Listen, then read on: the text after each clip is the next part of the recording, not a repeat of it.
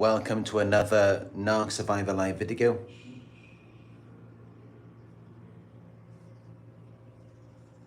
The sun is shining outside today, and I've just been recording my next video, which I will have ready later today.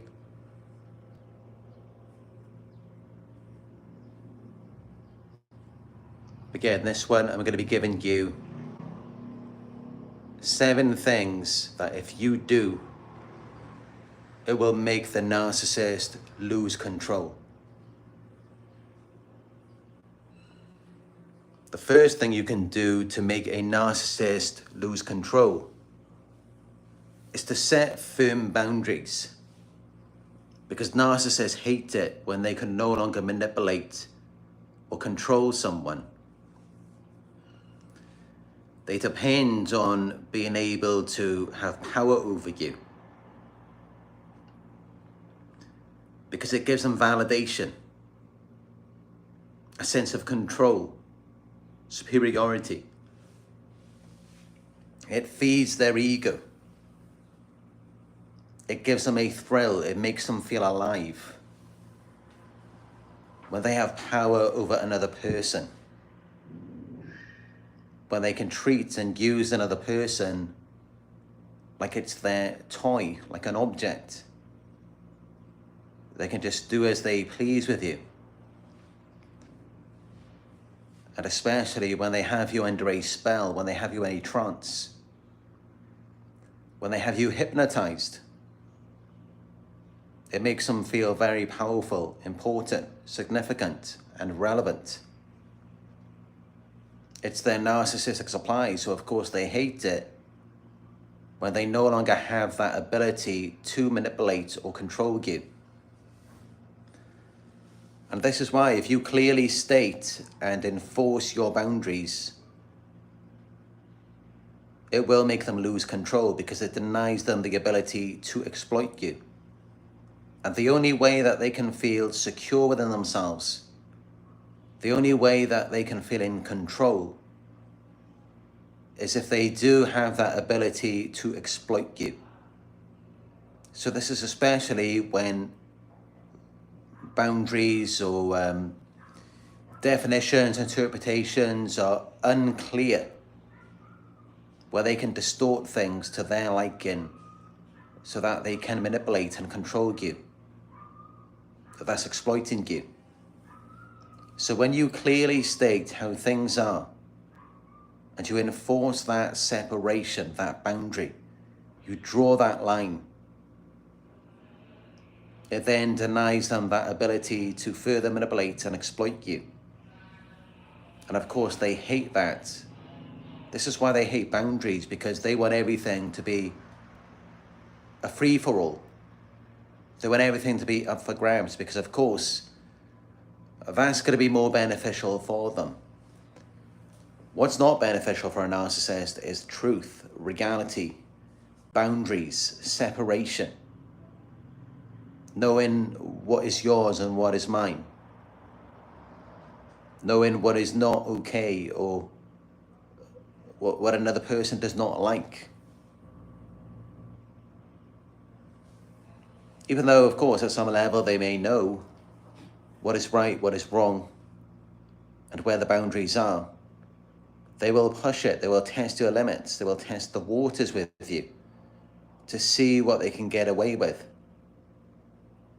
And if something is not clearly expressed, stated, or outlined, then they will test it with you, because they've got to have that power over you. They've got to have that control where you're under a spell. So this is why when you draw that line, when you set the boundary, when it's clearly stated and expressed, it denies them that ability to exploit you, and then they lose control. Because their sense of stability comes from you. They can't generate that from within. There's no stability from within them, because it's all just built on a house of cards that has no foundation or structure. because it isn't real, and that's how they fall apart so easily. That's how all you have to do is just poke at it and then it all falls apart. They're hypersensitive to criticism. Any little thing can set them off. They're like loose cannons. They over-exaggerate. They're like histrionics. They turn molehills into mountains. And then they depend on you to regulate them, which they achieve through the use of manipulation, love bombing, seduction, control, playing the victim, intimidation, threats, coercion. But when you draw that line, when you clearly state and enforce your boundaries, it denies them that ability to exploit you. And it will likely cause a narcissistic injury where they will rage, because then they want to regain that control over you. And this is why, of course, when you're doing anything that might cause them to lose control, you do need to be very careful, because they may become aggressive or passive aggressive. They may lash out at you, and in their minds, they're seeing it as a defense, because by you no longer being a willing participant in their game, or no longer being susceptible to their manipulation or breaking free from their control, denying their ability to exploit you, when you're doing that, it's like you're pulling the rug from underneath them. It's like you are the ground that they walk on, where they can feel safe, stable, and secure. And then when you're no longer willing to be that doormat for them, it's like you're pulling the rug out from underneath them. And then they just fall apart, they lose control.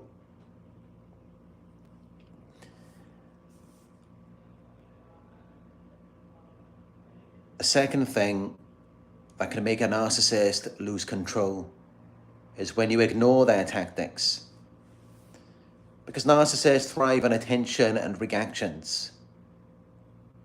So if you refuse to engage in their drama, gaslighting, or manipulation, you then rob them of the validation they crave.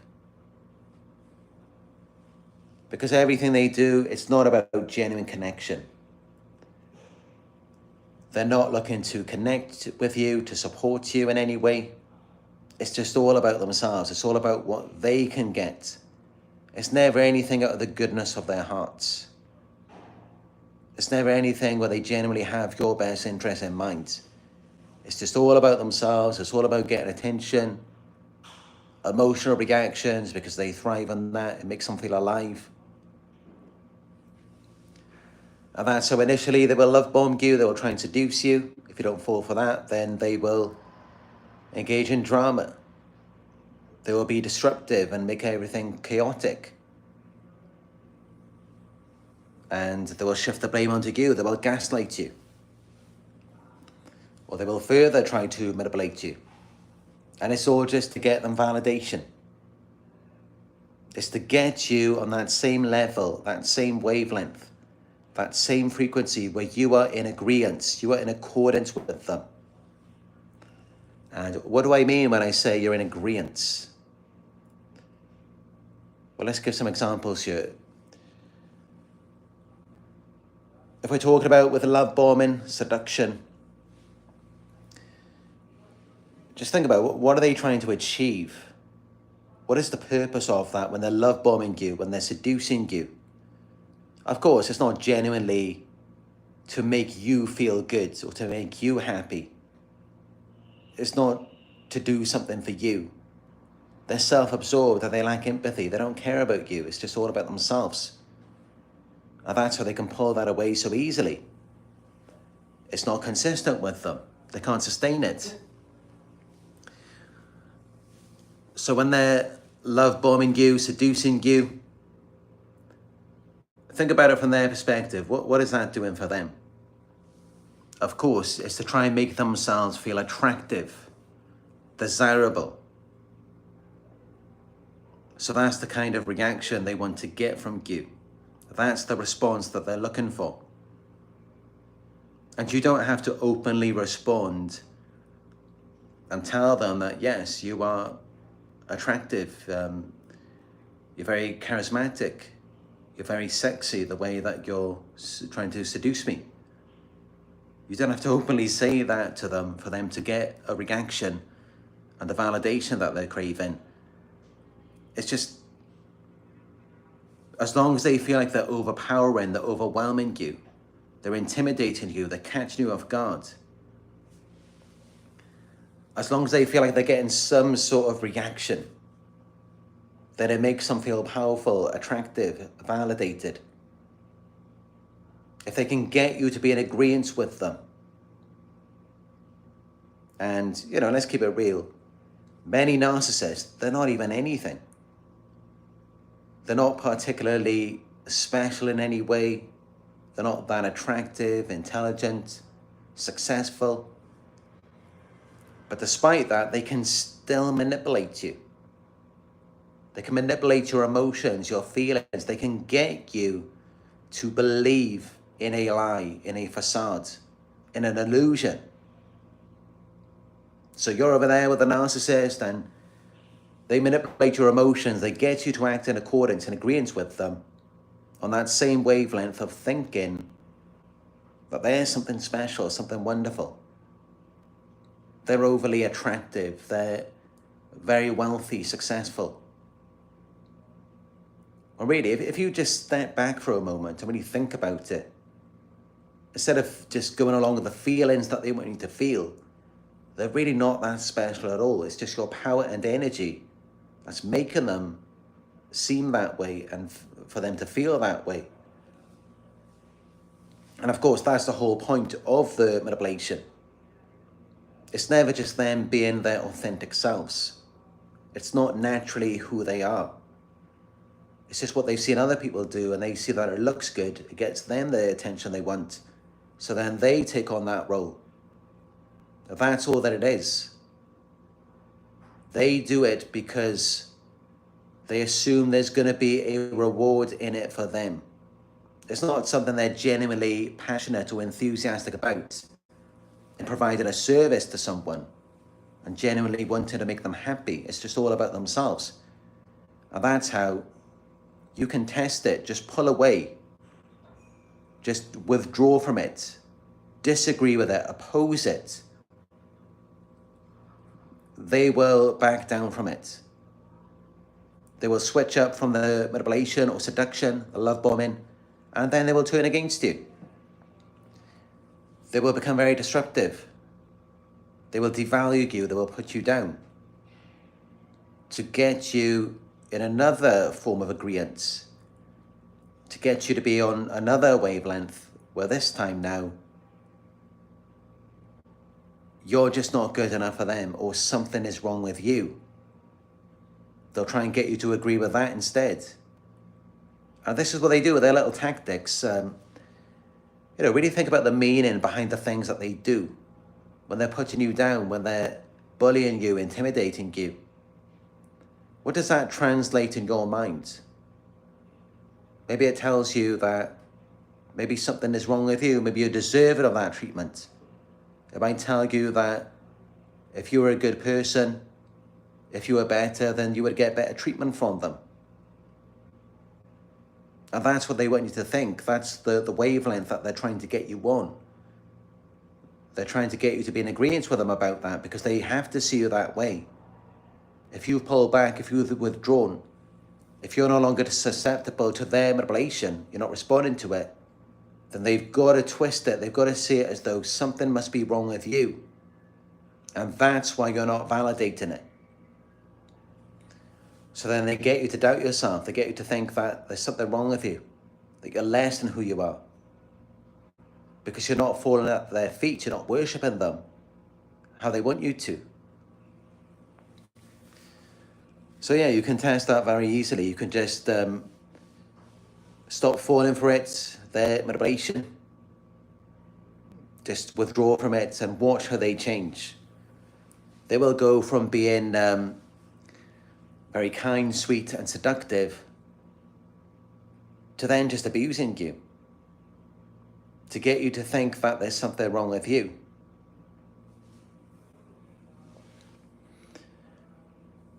If you're finding this video helpful so far, give it a thumbs up. Let's get this video out there so that more people will see it.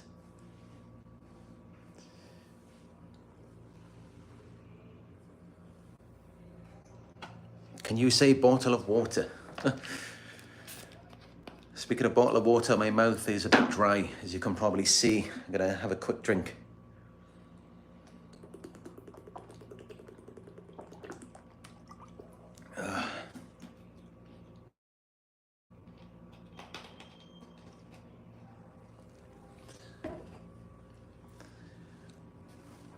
So the third thing that will make a narcissist lose control is when you remain calm and composed.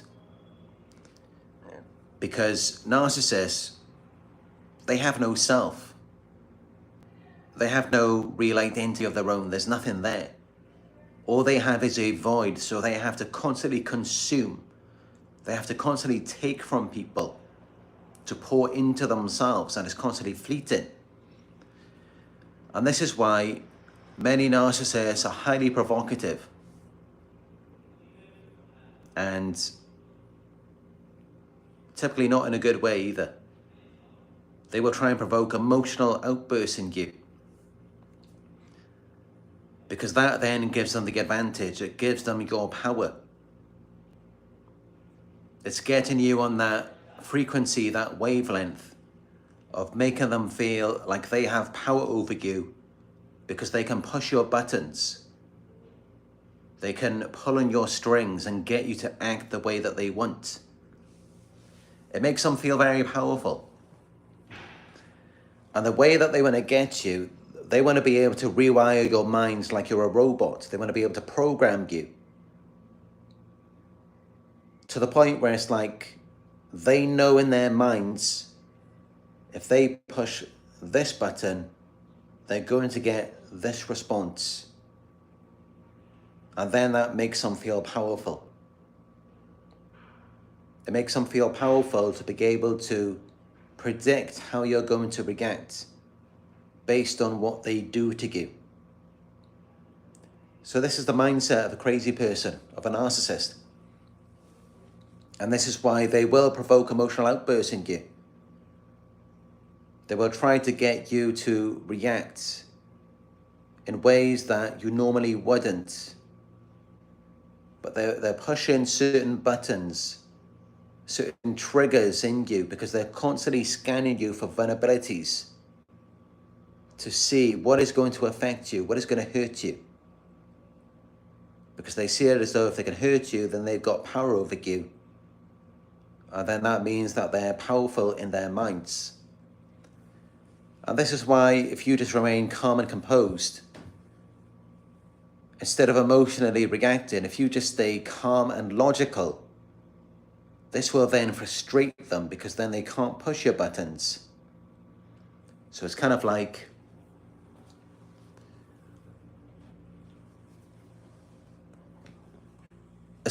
they're trying to turn on the television and they're constantly pushing the button, but it's not working. It frustrates them because, what is that? It's a remote control. It gives you control over the television. You can push the buttons on the remote control and then it turns it on, it switches the channel. But if it doesn't give you that control, then it can be very frustrating. It's the same thing with a narcissist. If they're trying to push your buttons in the hopes that they're going to get a certain response, that they're going to turn on the television in you or switch to a certain channel, they're going to turn the dial to a certain frequency that they want on you, but then it doesn't work. They can't tune into the channel. They're pressing the button and they're not getting a response. It's very frustrating for them. It will make them feel like they've lost control. It's almost like There's no batteries in the remote. That's what it's like when you remain calm and composed around a narcissist.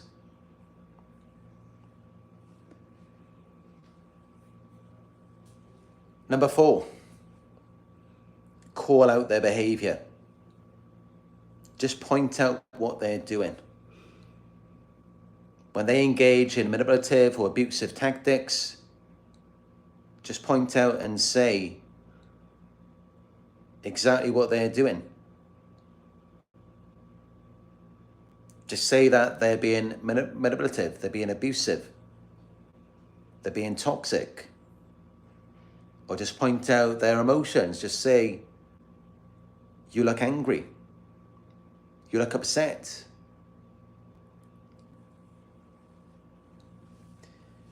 It will make them feel exposed.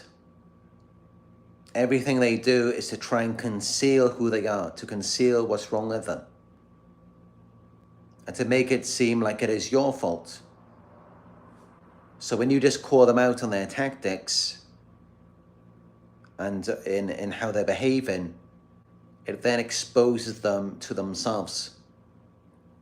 It's like you're putting a mirror in front of them and they have to see a reflection of themselves and how monstrous they really are. Which of course makes them feel like they've lost control then, because they get a sense of control from dissociating, disconnecting from themselves, not seeing themselves. That's how they feel calm and comfortable. Well, as for us, of course, it's the opposite, because they provoke us, they deliberately to cause us to come out of character, and then we feel very uncomfortable. So that's why they're always provoking us and trying to get us to dissociate from ourselves. Well, as for them, it's the opposite. That's what they want to do. They want to remain dissociated. They don't want to be grounded in their body. They don't want to be connected to themselves.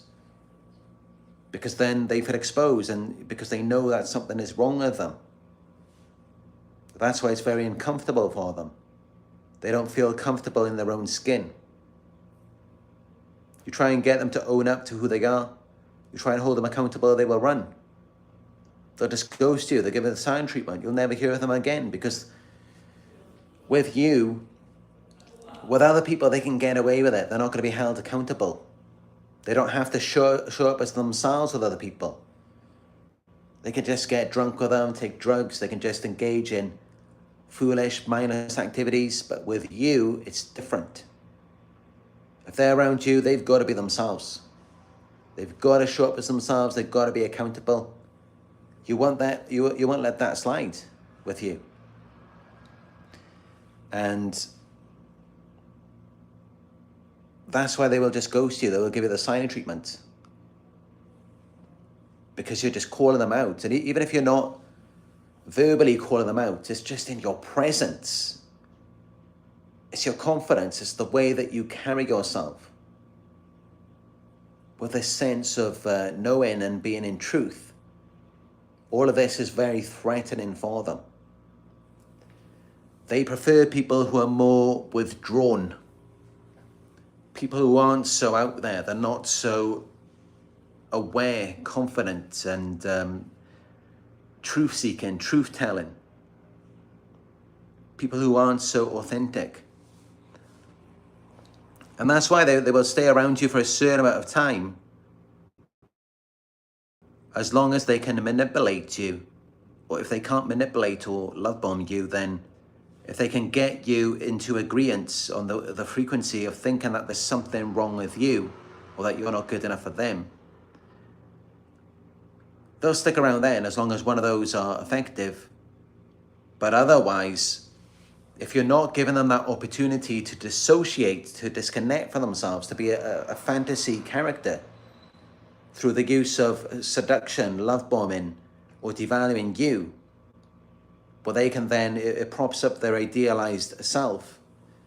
If you're not giving them the opportunity to do that, then you're cornering them. You're making them show up as themselves. It makes them feel exposed. And they do not ever want to be themselves. They want to remain disconnected. They want to remain in a fantasy for the rest of their lives. So this is why if you call them out on their behavior, they will lose control. They will get angry.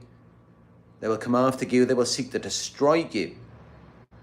Because then it's just your presence, your existence is a threat to them. It exposes them. So then they just got to bring you down. They can't have you being authentic, being successful. Because that means that you're right in what you're saying about them. They have to discredit you. They have to take credit away from you, devalue you, take away value. It takes away the value of your perceptions, your opinions of them, your viewpoints. Because otherwise, I mean, if you're confident, if you're successful, if you know who you are, if you remain grounded in yourself, in your identity, it exposes them. This is why they have to manipulate you to pull you into this fantasy world. And if they can't do that, then they devalue you. They get you to question yourself. They get you to question your identity. Because as long as you're out there living your life and you're in your own identity, that just naturally exposes them. Your authenticity exposes narcissists. So they hate it when you call them out, when you expose them.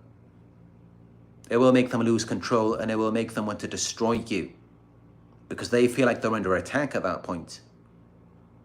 To bring in who they are to light. Give this video a thumbs up if you're finding it helpful so far. Let's get it out there.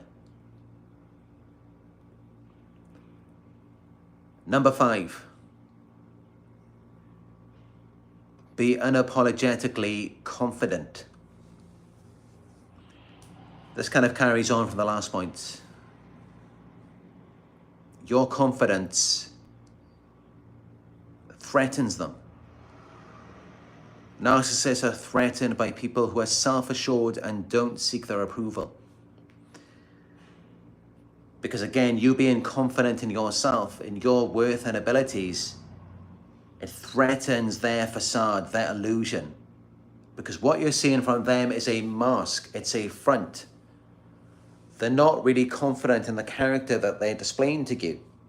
That's not really them, it's all a facade.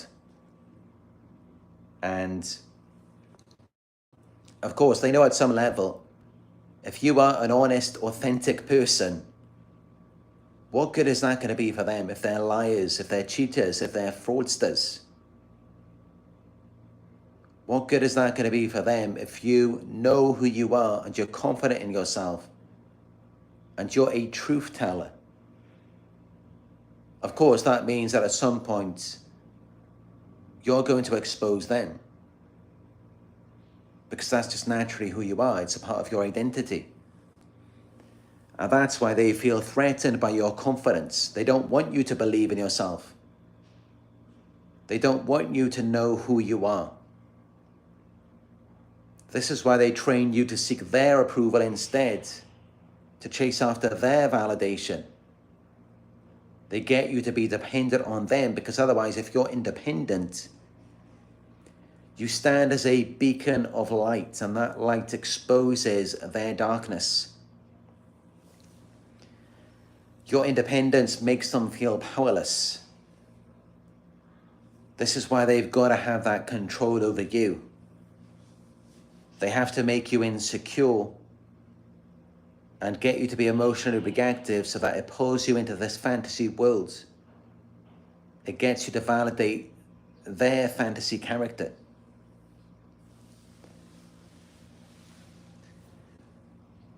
The 6th thing that will make a narcissist lose control is when you refuse to play their games. They want to pull you into their mud. They want to get you dirty just like them. They want you to roll around in the mud with them. They want to sling mud at you. Because it's an analogy I've mentioned before, how they They know that they're dirty. They know that they're not clean. They know that they've been involved in foul activities, foul behaviors. They know that what they're doing is wrong. They're not pure, they're contaminated. They're corrupt. They know that. So what they want to do is they want to sling mud at you. And they're hoping that if they sling a bit of mud at you, you're going to get a bit dirty. And you're going to think, oh, you're already a bit dirty now. So you might as well just get more into the mud with them. You might as well wrestle with them in the mud. Because you've already gotten a little bit dirty from them.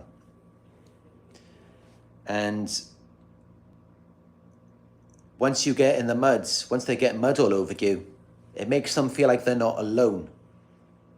It makes them feel like they're not the only one who's messed up, damaged, corrupt. Because now you're dirty as well. Now they've pulled you into their mud. Because they feel dirty all the time. They feel contaminated because they are. Of course they are. The things that they do. They're involved in so many immoral, corrupt behaviors. So that's why they want to pull you into their mud. They want to get you to play their game. They want to pull you into their wrestling ring. The problem is you're never going to win in that game. Because when it comes to emotional manipulation, they are the masters at that. They've been doing it for a very long time. They've been fake and lying to people their entire lives. So you're never going to beat them in that. They're just going to pull you right into it and then they're going to win. They're going to overpower you. Unless, of course, you're the type of person who, if you've mastered being grounded and logical in arguments, then it's likely that they may crack first. But typically, because they are masters at studying people and learning how to push their buttons, it's likely that you're never going to win. They're always going to beat you in that. They're going to get you all worked up. And then they're going to calm down.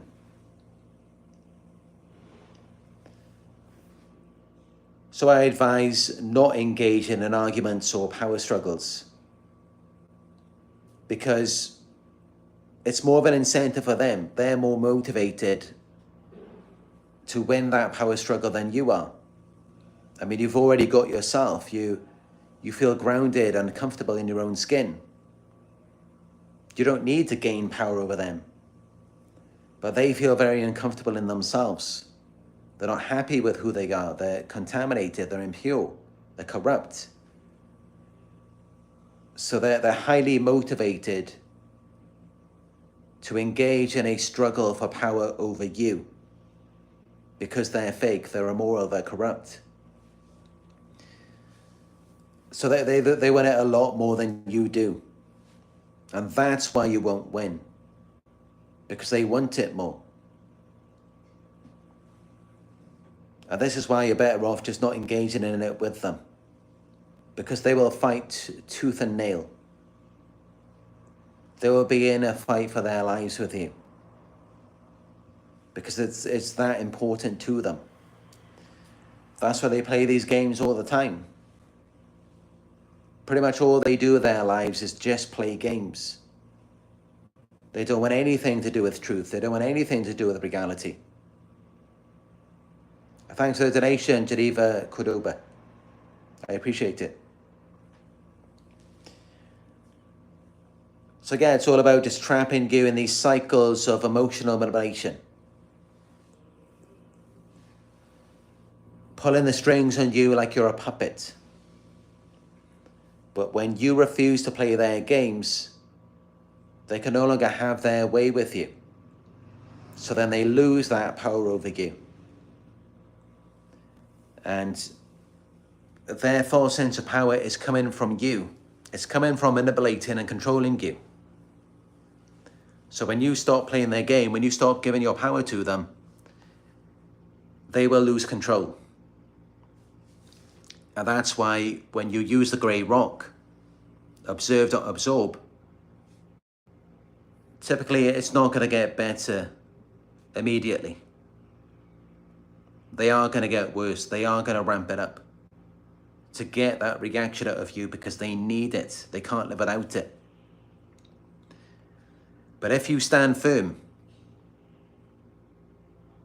in many cases, they will back down. They will just see it as though it's not working on you anymore. They can't get the reaction that they want. They will begin to lose control. And typically that's when they will go and target someone else and control them instead. But again, be very careful because, when you take away their supply, you take away their oxygen, you never know what they're going to do. They could become violent, aggressive. They could try to sabotage you. So in all of these things, be very careful. If you're wanting to make the narcissist lose control,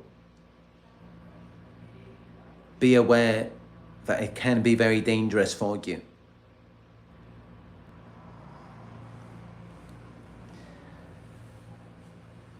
The seventh thing that will make a narcissist lose control is when you hold them accountable.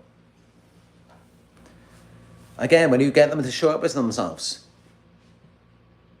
When you try to get them to connect back to themselves because they're constantly dissociating. They're going from one person, one situation to the next. They'll do something cute, a certain action, a certain behavior.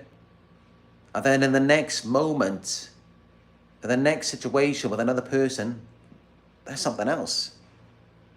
They're chameleons, they're shapeshifters. They just switch up their identity all the time. It's not just that they have multiple personalities. They're a different person from one moment to the next. And this is why it's very difficult to hold them accountable, because who they were 5 minutes ago when they said or did something to you, they're a different person now. They've disowned that. And this is why typically they will shift the blame onto you. Because then they want to run away from it. They want to put it onto you and make it as though it's your fault. So they can disown that, then they can dissociate from it. And then they can take on a new role, a new identity somewhere else. And this is why they hate being held accountable. They hate being held back, pulled back to who they are inside, who they're trying to run away from. This is why if you try and hold them accountable, you try and go to the narcissist and you just say the honest truth. You just say, all right, this is you. This is your person. This is your body. This is what you said with your mouth, with your lips. This is what you did. These were your actions. If you do that, you're not going to get a positive response. They're not going to respond well to you. They're going to deny, project, blame shift, gaslight. They may become aggressive. They may attack you. But all of this in their minds is self-defense. In their minds, they're defending themselves. They're defending who they are. They're defending the real person that they are because they're gaslighting themselves. They don't see it as though all of the wrong things they're doing, as though that's really them. When that is really them, because of course that's what they're doing with their vessel, with their body. But they dissociate from it because they hate themselves. They're not comfortable in their skin. They're shame-based people who are doing everything they can to avoid reflecting on their shame. They live their life, but they're not really living their life.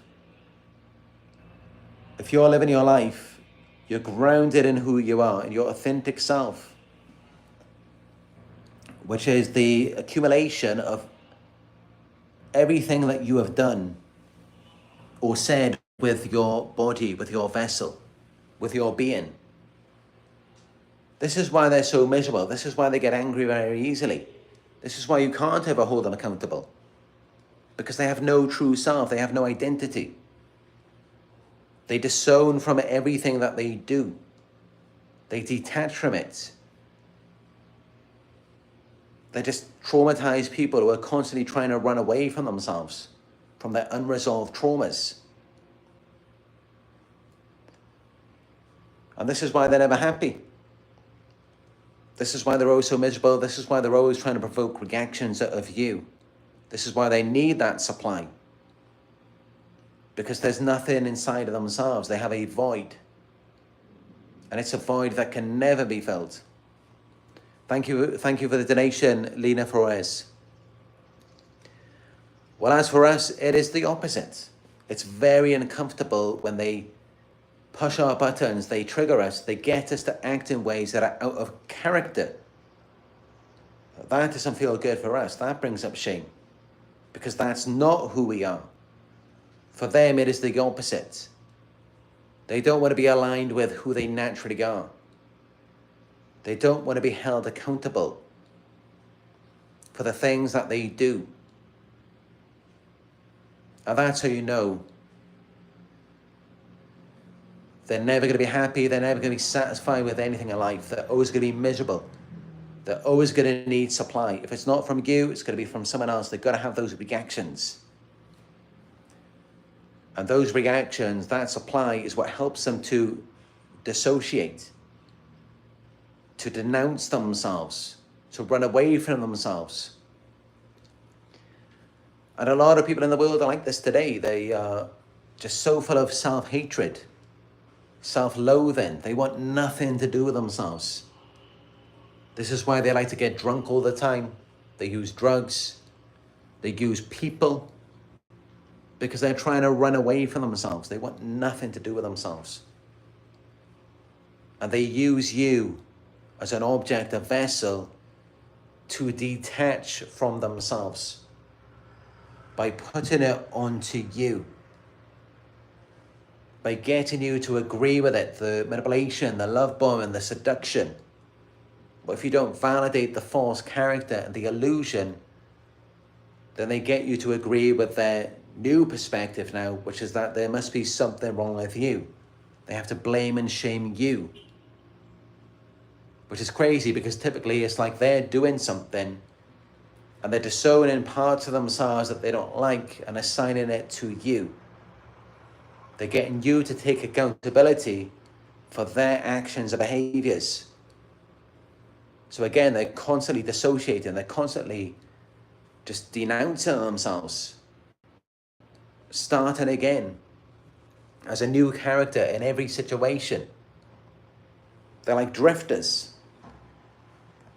And this is why they're always so miserable. This is why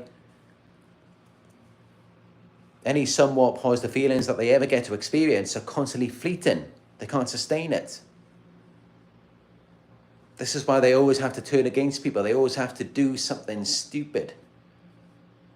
They're the types of people who, you try and have a serious conversation with them, they're like trolls. They've always got to do or say something stupid. They've always got something silly to say. And, you know, I've got a sense of humor, but even their jokes aren't even funny. It's not even something humorous. It's just something out of the ordinary, to distract and to disconnect from themselves, because they're constantly running away from themselves. They have to disrupt. They have to break the flow, the natural progression of things, because that's the only way that they can feel comfortable. They can't live a natural, organic life. So of course they're never happy, because that is our nature. But for them, they have to live in the opposite way, because that's how they disconnect from themselves, from their feelings of inadequacy.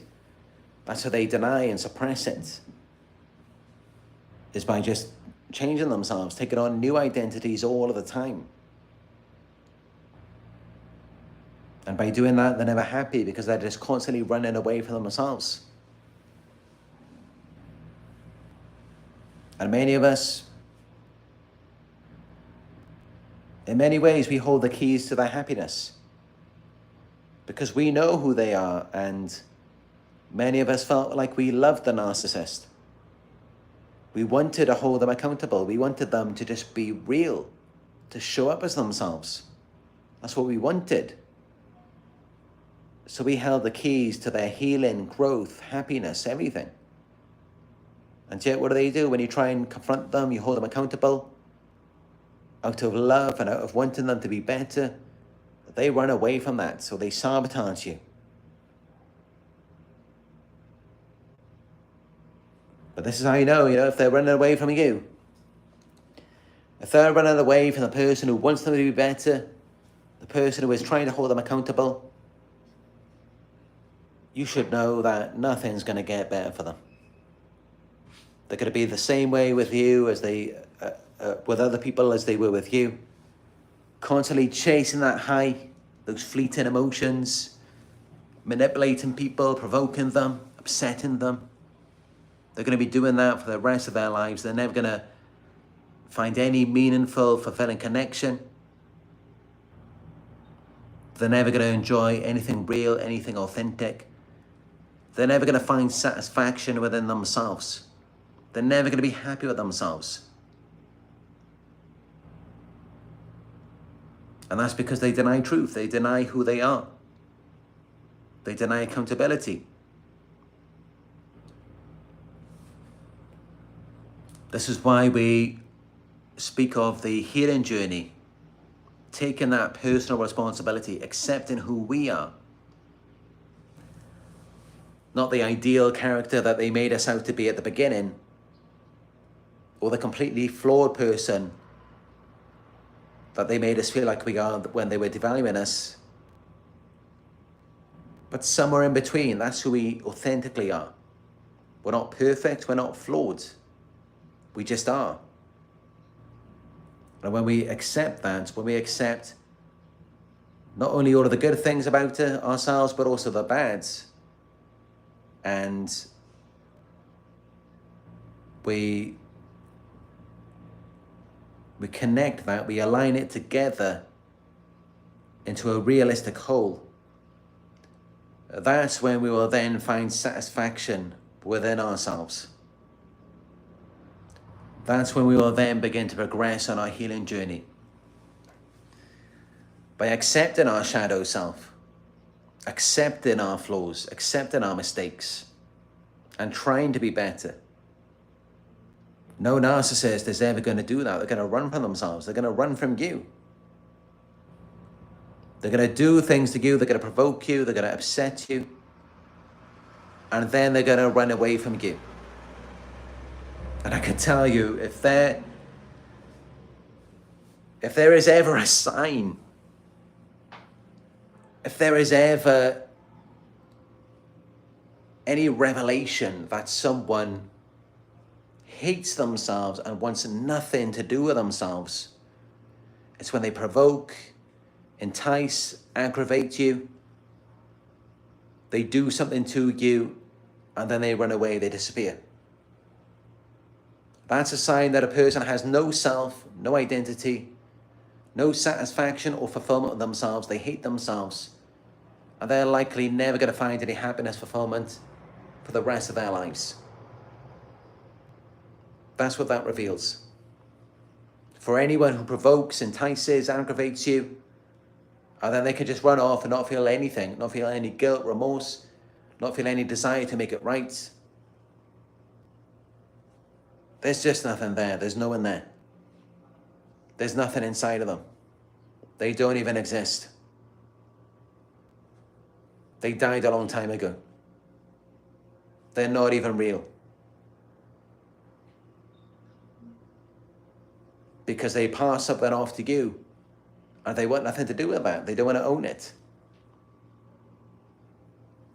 And that's why if you try to get them to own it, if you try and hold them accountable, if you just try and say, you know, this is you, this is yours, this belongs to you, this is a part of you, you try and do that, they will deny it. They will denounce it. They will say no. They will shift the blame onto you. They will avoid you, or they will try and discredit you. They will try and sabotage you. And why will they try and discredit or sabotage you? Because they don't want to own their own shit. That's why. They don't want to own themselves. They don't want anything to do with themselves.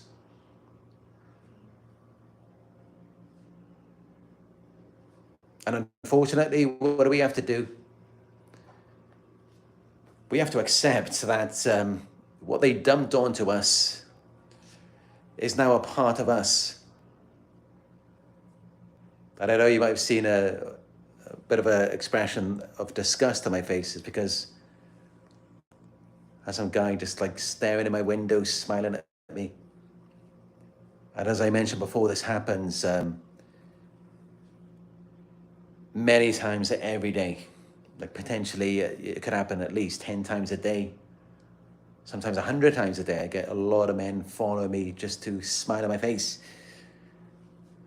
But you know, of course, it's not a pleasant experience for me, especially since I'm a straight man.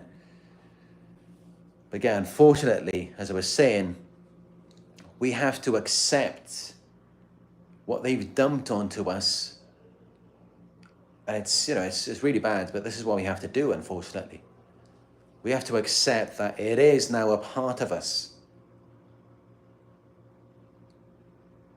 Almost like if they injected us with poison.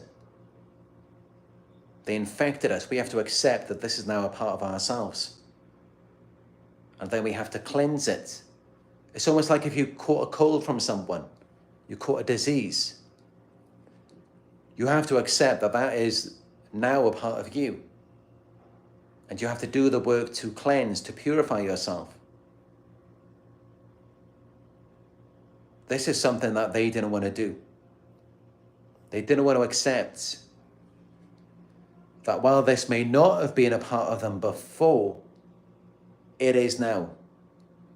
And it shows in their actions, in their behaviors, in how they feel about themselves. And this is what it means for us to take personal responsibility and to begin our healing journey, is to accept that yes, we may have narcissistic fleas. We now have trauma, we have stress, anxiety, depression. We now have things that we need to work on that may not have been a part of ourselves before, but are now. And sometimes, you know, that's one of the most difficult things to accept, is that parts of an abuser, a toxic person, are now parts of you, are now parts of all of us. And we have to cleanse ourselves of that, but we don't do it the way that they do it. What they do is they provoke other people.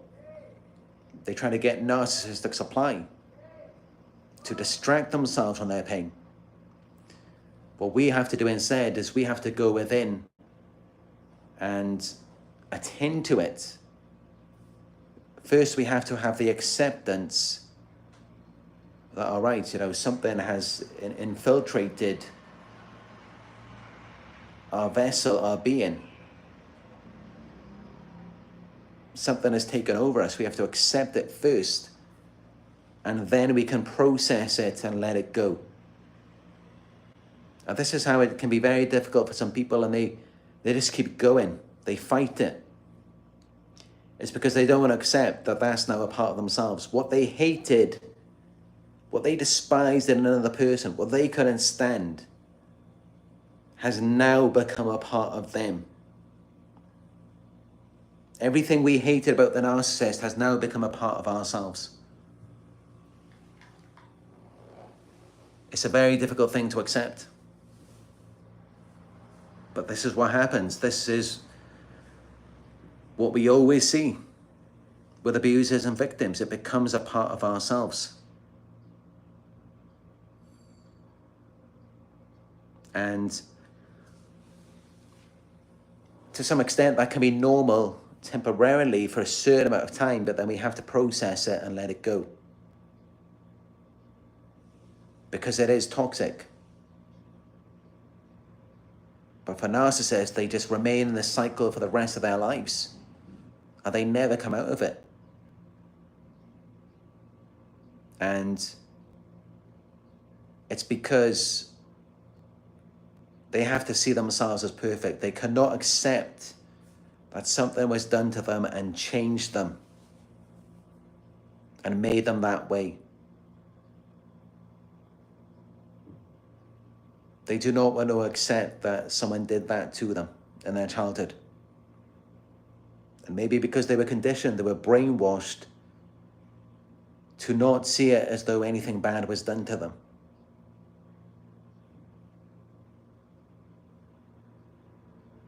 But this is what we all have to accept, is that we were hurt, we were harmed by narcissists. They changed us. Possibly our parents as well. They conditioned us to be a certain way. And when we learn and accept these things, we can then process it and move past it.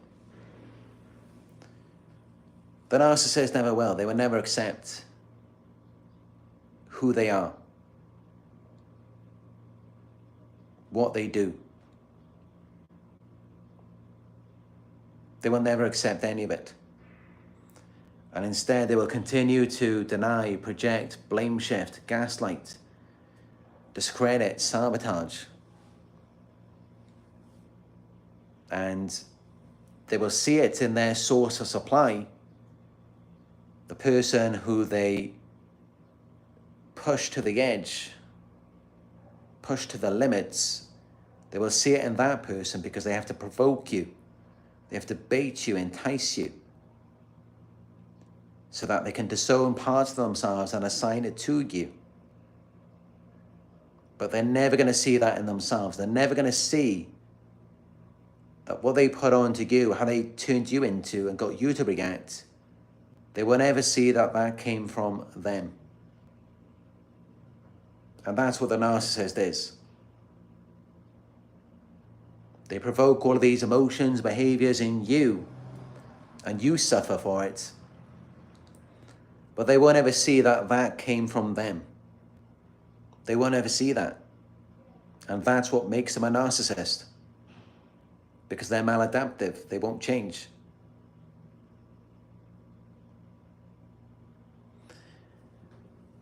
And this is why, anytime you deny them of that supply, of that fix, that helps them to dissociate, whether you set firm boundaries, you ignore their tactics, you remain calm and composed, or if you try and bring them to themselves, you get them to show up as themselves by calling them out on their behavior, being unapologetically confident in your stance, in your position, in your reality, refusing to play their games or holding them accountable. Anytime you do that, they will lose control because they're just trying to keep it together, and you are the glue that holds them together. You're their backbone for their idealized self and their false reality. Anytime that you deviate, you step outside of that, you stand firm in your own reality, in your own truth, it threatens them.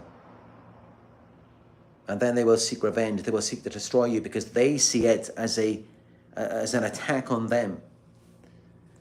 They're not seeing it as though you're defending your true self and their true reality, or as though you hold them accountable for who they actually are.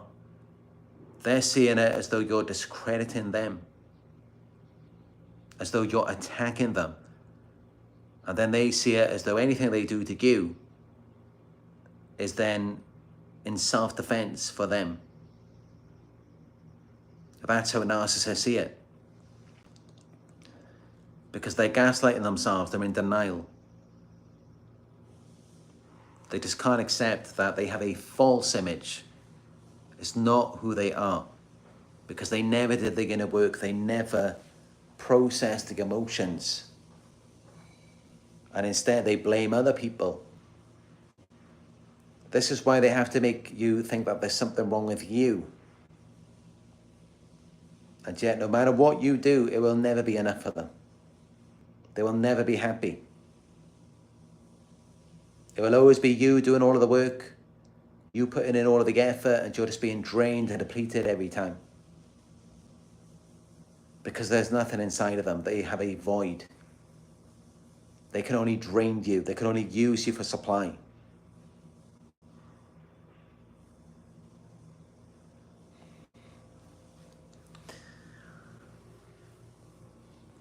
But that's it. That's what you have to do if you want to make the narcissist lose control.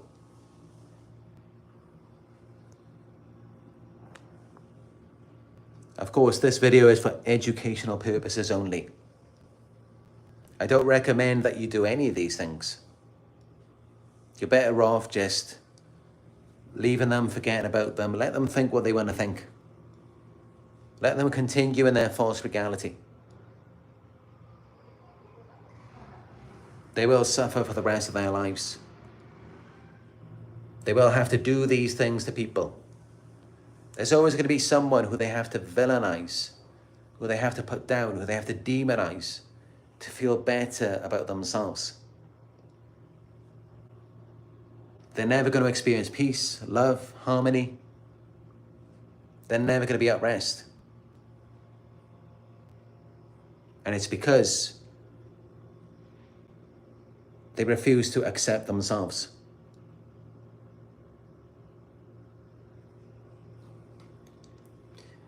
But yeah, I hope you found this video helpful. Give it a thumbs up if you did.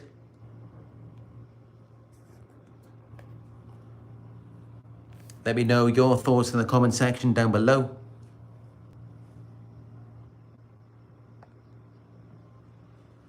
If you're new here, hit the subscribe button.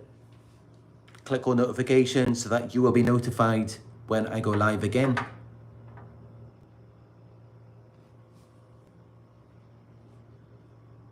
I appreciate all donations, no matter how small. You're welcome to donate to my PayPal, which is paypal.me/narcsurvivor. If you would like guidance and support on your healing journey, book a session with me by going to my website. It's narcsurvivor.co.uk. And I am now posting content from my travels last year to Indonesia. It was my first time going to Indonesia last year. So you can see all that I'm posting, new content every day on my Instagram. Follow me, it is Narc Survivor YouTube.